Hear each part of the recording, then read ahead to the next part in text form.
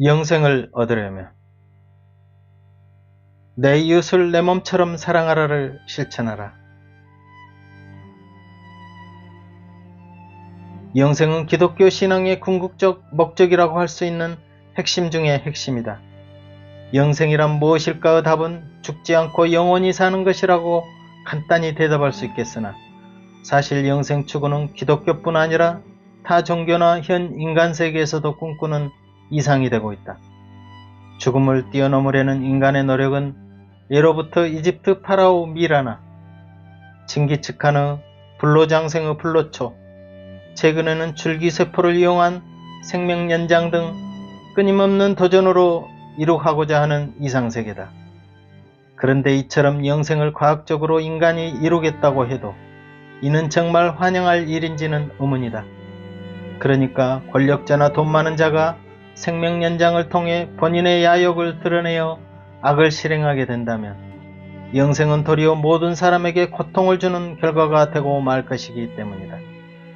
그래서 영생은 하나님의 영원한 시간 속에 참여하여 화평한 삶을 누리는 것이 성경에서 말하는 영생이라고 할 수 있을 것이다. 그렇다면 영생을 어떤 식으로 얻을 것인가를 묻는다면 왠지 쉬운 듯 하면서도 구체적으로 말을 하지 못하곤 한다.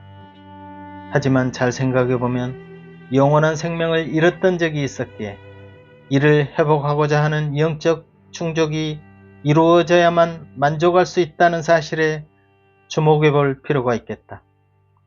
이는 인간 창조 후 하나님께서 주신 명령에 반역한 불순종으로 생겨났던 죽음과 저주를 다시 회복하고자 하시는 하나님의 구원 결과라고 할 수 있을 것이다. 선악과를 취하면 정녕 죽으리라고 하였지만 사실 아담과 이브는 선악과를 먹은 후에 그 자리에서 즉사하지는 않았다. 이는 육체적으로 영생을 취하지 못하는 죽음과 저주를 가져왔고 또 영적인 면에서는 하나님을 떠난 사망의 결과를 가져왔다. 그러므로 성경에서 불순종은 죄의 씨앗이었으며 그 죄로 출발한 온 인류가 이 지구상에 존재하게 되었고 그 문제는 현재 살아가는 나 역시도 하나님과의 관계에서 꼭 해결하지 않으면 안 되는 문제가 되었다. 그래서 이사야서에서는 오직 너희 죄악이 너희와 너희 하나님 사이를 내었고 너희 죄가 그 얼굴에 가리워서 너희를 듣지 않으시게 하였다라며 불순종으로 이루어진 죄의 문제는 하나님의 생명을 함께 나눌 수 없는 관계로 전락하고 말았다. 성경을 살펴보면 사람의 죄악은 아담 후에도 하늘을 찌르듯이 곁길로 나아가 최초 살인 가인으로 시작하여 죄악 가득한 세상에 노아의 가족만 남겨놓고 대홍수로 온 지면을 다 쓸어버리셨고 그 후에 하나님을 대적하는 바벨탑을 역시 언어를 혼잡케 하심으로 인간을 온 지면에 흩어버리셨다. 또 소돔과 고모라를 불사르기도 하였으며 아브라함으로 시작된 이스라엘 민족을 통해 율법과 그토록 많은 선지자들을 보냈지만 하나님의 온전한 뜻을 이룩하기에는 역부족으로 선택된 이스라엘은 결국 로마 속국이 되어버렸다.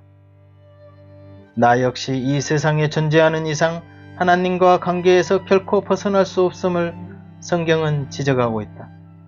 왜냐하면 온 인류의 뿌리인 아담 안에 사실 나도 포함된 것은 나의 이때 조상을 거슬러 올라가면 첫 아담이 나오듯이 나와 온 인류 역시 모두 아담 안에 속해 있으므로 사망과 저주의 그늘 아래 갇히게 된 원죄 때문이다. 그렇다면 이런 대물림의 혈통을 떠나서라도 현재 나 한 사람은 과연 하나님 앞에 떳떳이 나아갈 수 있는 존재인가를 직접 생각해 볼 여지가 있다. 그래서 내가 이 제약된 강물에 마냥 흘러 떠내려가면서 죽어가고 있는데 그것을 인식한다면 허우적거리며 발버둥 치면서 살려달라고 할 수 있겠지만 그 반대라면 사실 영생은 그 필요성을 못 느끼게 될 것이다. 온 인류의 역사 속에 흘러온 죄악을 제쳐놓고라도 현재 나와 하나님 사이에 발생한 죄의 문제가 만약 온전히 정리되지 않았다면 당연히 하나님을 만나지도 못했으며 진정 영생을 알았다고 할 수 없을 것이다. 그래도 끝까지 사랑의 손길로 순종의 길을 열어주시기 위해 이스라엘 백성에게 율법을 주셨지만 그 말씀을 온전히 지켜내지 못하였고 실패를 되풀이하는 역사를 구약에서 읽어낼 수 있다. 그렇다면 이스라엘 백성도 아닌 나는 하나님의 율법과 무슨 상관이 있기라도 하다는 것인가? 물론 직접 율법을 지키라고 명령받지는 않았지만 그 율법의 역사를 통해 하나님은 창조주의자, 거룩하시고 공의로우시며 외모로 사람을 취하시는 분이 아니시므로 아담으로부터 지금까지 죄악에 대해서만큼은 철저하게 응징하신다는 사실을 그 민족을 통해 배울 수 있겠다. 그래서 나 역시도 죄악의 문제만큼은 하나님 앞에서 해결하지 않고는 결코 안 되겠구나 하는 자각이 일어났던 것이다. 영생이란 무엇인가의 문제는 그래서 우선 내 죄를 어찌할 것인가로 좁혀 들어가지 않으면 참으로 오랜 시간을 방황하여 얻기를 강구해도 그 뜻을 간파하기 힘들게 될 것이다. 그런데 성경에는 영생의 문제를 놓고 하나님이 세상을 이처럼 사랑하사 독생자를 주셨으니 이는 저를 믿는 자마다 멸망치 않고 영생을 얻게 하려 하심이니라 라고 말씀하신다. 그렇다면 여기서 하나님의 말씀과 율법에 순종하여 죄를 멀리하고 의를 행해야만 영생을 얻을 것이라고 하지 않고 갑자기 예수가 등장하고 그 예수를 믿음으로 영생에 이른다는 엉뚱한 영생론이 고개를 쳐든 까닭은 무엇일까를 생각해 볼 필요가 있겠다. 그런 이유를 발견하기 위해서는 우선 하나님이 진정 원하시는 뜻이 무엇인가를 알기 위해 찾고 구하고 두드리는 마음으로 간구해야 할 것이다. 그래서 성경에도 영생은 유일하신 참 하나님과 그의 보내신 자 예수 그리스도를 아는 것이니이다 라고 말씀하셨다. 그렇다면 우선 영생을 구체하기 위해서는 죄와 예수 그리스도 관계를 알아가는 일부터 시작해 보는 것이 좋을 것 같다. 이는 인간 관점이 아니고 하나님의 관점에서 사망과 죄의 문제를 어떻게 하여야 해결할 수 있는지를 파악해 보는 것이다. 그래서 누구나 성경에 나타난 영생을 정확히 이해해야 하는데 이를 가장 쉽고 빠르게 가르쳐 줄 수 있는 사람을 찾는 것이 우선 좋은 방법일 것이다. 사람을 찾기가 쉽지 않다면 교회에 나가거나 성서에 관련된 책을 읽거나 동영상이나 기타 정보망을 통해 죄와 그리스도 예수를 차츰 알아가는 방법을 택해야 할 것이다. 그래서 성경에서 말하는 영생을 정확히 찾아보겠다는 마음만 있으면 그 비밀의 답은 얼마든지 얻을 수 있을 것이다. 그래서 믿음이란 들음에서 나며 들음은 그리스도의 말씀으로 말미암았다는 말씀처럼 죄와 예수에 관한 설교를 계속 들어만 보아도 나의 죄악상을 깊게 깨닫게 될 것이며 그 해결책까지도 믿게 되는 믿음이 저절로 생겨날 것이다. 요즘은 성경이 완전히 열린 시대이다. 사도시대나 로마 교황청에서만 성경을 볼 수 있었던 시대가 아니기에 누구나 알고자 하기만 한다면 아주 쉽게 접근할 수 있는 세상이 되었다. 그러므로 은혜와 복음 시대는 하나님을 진정 알지도 듣지도 못하고 죽었다는 핑계는 심판대에서 절대 용납되지 않을 것이다. 또 영생의 뜻을 알기 위해서는 직접 죄와 싸워서 이웃을 사랑해보는 일도 필요하다. 신약 성경 누가복음에는 선한 사마리아인의 이야기가 나오는데 이 사파는 한 율법사가 예수를 공경에 빠뜨리고자 시험하여 영생, 즉 구원을 어떻게 얻느냐며 묻는 데서부터 출발된다. 그러나 예수는 도리어 율법사에게 율법에는 어떻게 기록되어 있느냐고 물었을 때 내 마음을 다하며 목숨을 다하며 힘을 다하며 뜻을 다하여 주 너의 하나님을 사랑하고 또 내 이웃을 내 몸과 같이 사랑하라 하였나이다 라고 대답했다. 예수께서는 내 대답이 옳도다. 그렇다면 이를 행하면 영생하리라 하시니 이 사람은 또 자기의 의로움의 정당성을 확보하기 위해 그러면 내 이웃이 누구입니까? 라고 물었을 때 예수께서는 그제야 사마리아인의 비유를 말씀하신 것이다. 한 사람이 예루살렘에서 여리고로 내려가는 길에 강도를 만나게 되었다. 그런데 강도 만나 겁안 죽게 된 사람을 제사장과 레위인은 피하여 가버렸지만 사마리아인은 여행 중 이를 보고 구해주었다는 이야기인데, 여기서 사마리아인은 아수르 정복 시 관리들과 백성들이 이스라엘 땅에 들어와 살면서 자연스럽게 자폰이 이루어짐으로써 피를 더럽힌 혈통으로 유태인들과는 이방인처럼 상종조차도 하지 않았었다. 그렇지만 그는 오히려 죽게 된 그 사람을 보고 불쌍히 여겨 가까이 가서 기름과 포도주를 그 상처에 붓고 싸매고 자기 짐승에 태워 주막으로 데리고 가서 돌보아 주었다. 그리고 이튿날 데나리온 2를 내어 주막 주인에게 주며 이 사람을 돌보아 주라.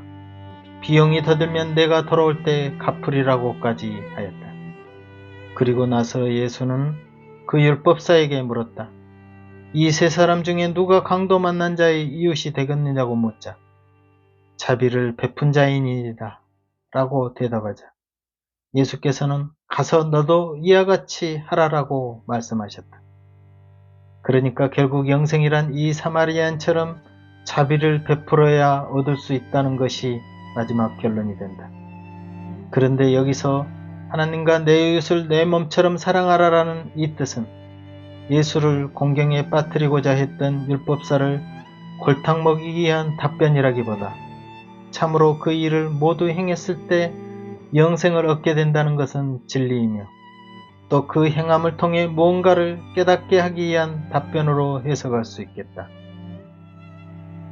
여기서 영생을 권성징악적 의미로 해석을 하게 되면 이는 꼭 기독교가 아니더라도 타 종교나 단체에서도 행해지는 일로서 강조할 가치가 없는 것은 어느 곳에나 영생이 있기 때문이다. 그렇다면 다른 뜻은 무엇일까? 이 율법사는 말과 예용으로만 내 이웃을 사랑한다고 주장하기에 참 사랑의 율법이 무엇인가를 깨닫게 해주는 말씀이라고 주장해 볼 수 있겠다. 이 율법사는 분명 내 이웃을 내 몸처럼 사랑하라는 말씀을 실행하라고 하였을 때 사실 자신의 모든 것을 털어 남에게 베풀지 않으면 안 되는 일이었기에 고민하지 않을 수 없었을 것이다. 다른 마가복음 성경에도 또 한 예가 등장하는데 어떤 돈 많은 젊은이가 영생에 관한 질문을 하였다. 예수는 그자에게 역시 십계명을 다 지키면 영생을 얻을 수 있다고 가르치신다. 그는 십계명을 어려서부터 잘 지켜왔다고 자부했다. 그러자 예수는 그에게 그렇다면 내 있는 것을 다 팔아 가난한 자들에게 주라고 주문하자. 그 사람은 재물이 많은 고로 슬픈 기색을 띠며 근심하며 갔다고 기록되어 있다. 영생을 가장 이해하기 좋은 방법은 이처럼 십계명을 놓고 실행해보는 일이 필요하다. 죄를 가장 싫어하시는 하나님 앞에 나는 순종하는 마음으로 자비를 행해보겠다는 목표를 두고 일단 실천해보는 것이다. 그 기준이 꼭 십계명이어야 한다는 말은 아니지만 내 마음의 죄성부터 걸러내기 위해서는 성경에서 하라고 하는 것, 하지 말라고 하는 명령을 기준치로 어떤 말씀이든 내가 어디까지 실행할 수 있는가를 직접 체험해보는 것이다. 그러니까 나 외에 다른 신을 두지 말라고 했다면 어디까지가 우상 숭배인가를 실행해보는 것이다. 살인, 간음, 기타 계명도 마찬가지이며 그 말씀을 잘 지켜나가면서 마음마저 정결하도록 자신을 채찍질해보는 것이다. 외형에서 시작하여 내면 세계까지 거르고 단계로 나아가도록 최선을 다해 보아야 할 것이다. 왜냐하면 우리가 생각하는 의의 범위는 단순히 겉으로 드러난 죄가 아니라 마음에까지 정결하지 않으면 겉으로 나타난 죄와 똑같이 취급하시는 거룩한 하나님이시기 때문이다. 또 여기서 그치지 않고 자신의 모든 것을 남에게 한없이 주는 사랑을 실천해보는 것이다. 이는 하나님과 내 이웃을 내 몸처럼 사랑하라라는 말씀에 모든 것이 함축되어 있기 때문이다.